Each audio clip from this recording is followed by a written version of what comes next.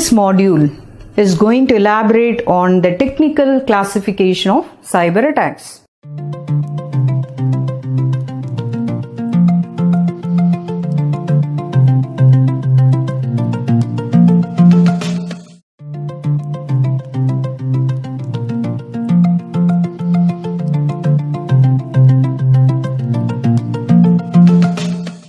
Previously, we saw what is a cyber attack and what are the different characteristics, etc.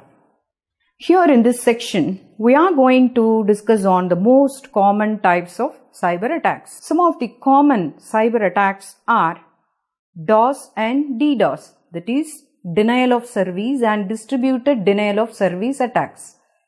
XXS attack, that is cross-site scripting attack. SQL injection attack, structured query language injection attack. Man-in-the-middle attack, birthday attack, password attack, eavesdropping attack, phishing and spear phishing, drive-by attack, and finally the malware attack. We are going to see elaborately one after the other.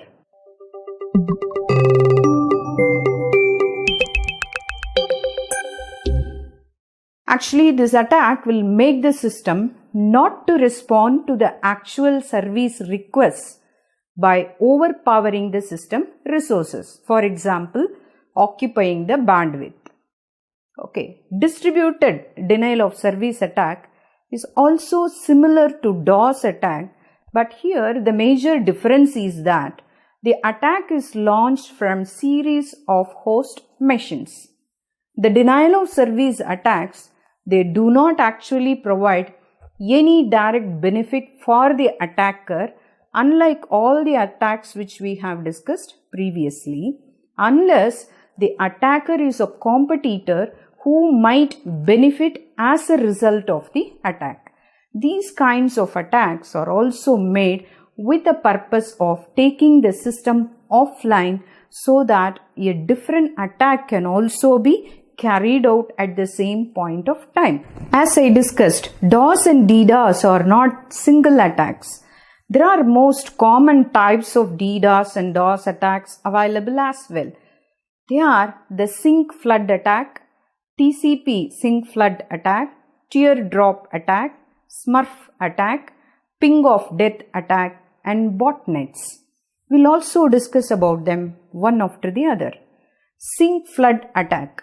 The sink flood attack comprises the initial handshake process, which is common in communication, and makes the server unavailable for the actual traffic. So, it sends the sink packets, also known as the initial connection request establishment command. This is sent repeatedly and eventually overwhelming the targeted server. This attack generally results in a very slow or sluggish response, or sometimes even no response for the legitimate requests. The second one is TCP sink flood attack.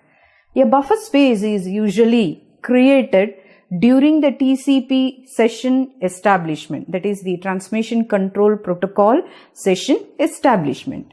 When the connection happens, this attack fills up the target machine with multiple requests for connection.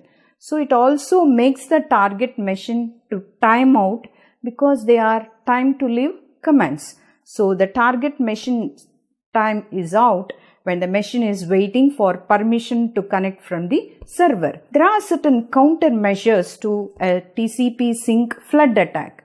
They are reducing the time on open connections when they are not used.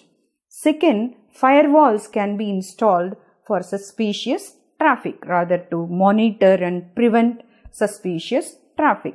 Third one, connection queue size can be increased. The third one is a teardrop attack. Once again, teardrop is a DOS attack where the fragmented packets are sent to the target machine. As the machine cannot reassemble the packets on the other side due to the error in TCP/IP fragmentation reassembly, These actions make the victim's computer to crash as it is overwhelmed with packets. Next one is the Smurf attack. Smurf attack is also a DOS attack which involves IP spoofing, that is Internet Protocol spoofing. Generally, a ping is issued to the entire IP broadcast addresses that stimulates the response from every computer to ping packet onto the target computer. This process can be repeated and automated to generate a large amount of network congestion.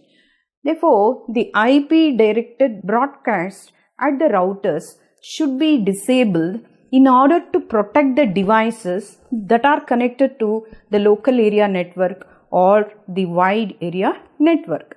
This prevents the Internet Control Message Protocol echo requests at the node level on the LAN or a WAN.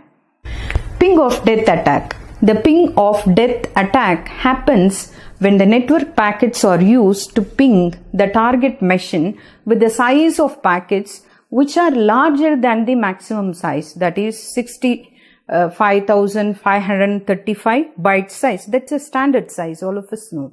Since this type of or this size of data is not allowed, the attacker fragments the data. So the victim's system crashes due to the load of data, causing an overflow. These types of attacks can be avoided by installing a firewall which ensures that the maximum size data are blocked.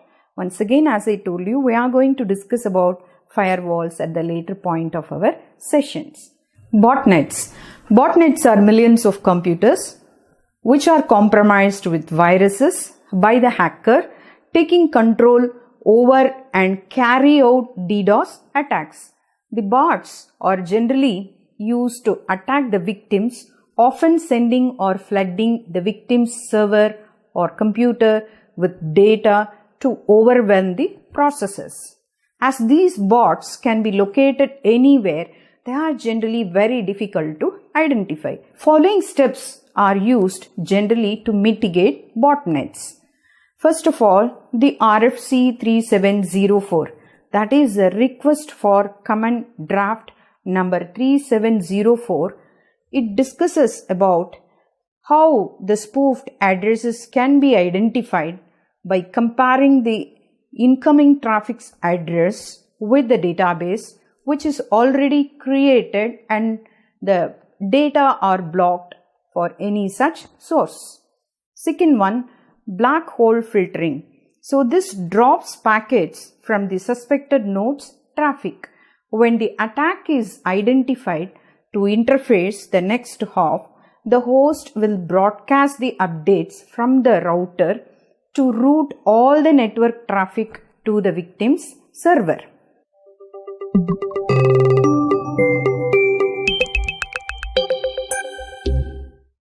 Using a third-party web resources, XSS attacks will run a script on the victim's browser. Actually, it is a browser-based attack. The application exactly injects a load with a malicious JavaScript into the website database. The malicious script is executed in the user's browser in the HTML form where the user requests the page from the website. For example, user cookies. They are sent to the hacker's server, which is later on can be extracted and used to control the entire session.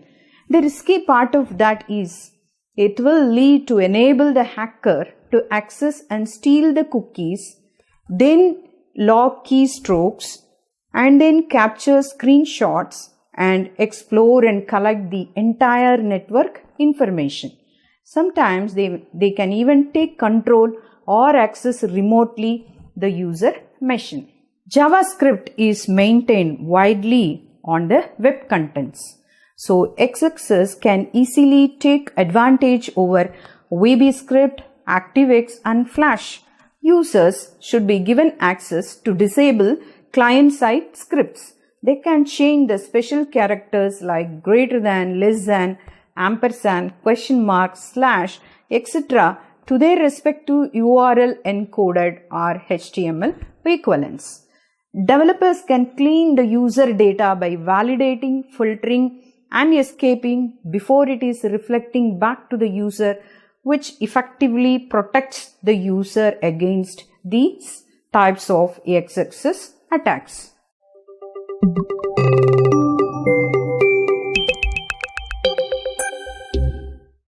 In database-driven websites, one of the most common issues found is this SQL injection attack. It happens when the SQL query is executed with the help of the database, which is the input from the client and the server. To run predefined structured query language commands, instead of login and password, the commands are placed in the data plane. So SQLIA reads sensitive data and modify the data by injecting irrelevant data. So administration operations could be executed such as updating the data field, deleting the data tables from the databases, shut down the database, and in some cases issuing unwanted commands to the operating system. A particular form in the site may also ask for user's account name, and it may also send to the database the user account number to get that associated information. I can just quote an example. The dynamic query generally may look like select star from users table where account number equal to within quotes plus user account number plus etc. Can see this how the queries look like. When this query is executed for user who properly enters the account number, it gives option for attackers. For example, when the account number is given like quotes or 1 equal to 1 quotes, it just gives the below query of select star from users table where account number is equal to quote or 1 etc.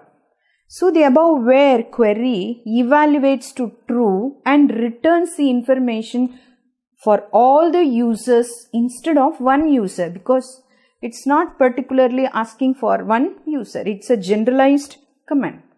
SQL injections mostly work if a website uses dynamic SQL. Due to the frequency of earlier functional interfaces, the SQL injection is obviously seen with PHP and ASP applications. SQL injections have been less likely to get exploited by J2EE and ASP.NET applications because their interfaces nature are different. Sometimes even following methods can be followed. They are allow least privilege model of permissions in the database. Allow only clearly parameterized queries such as well-prepared statements. Third, you can rely on certain stored procedures. These are all the safety measures and these can protect from SQLI.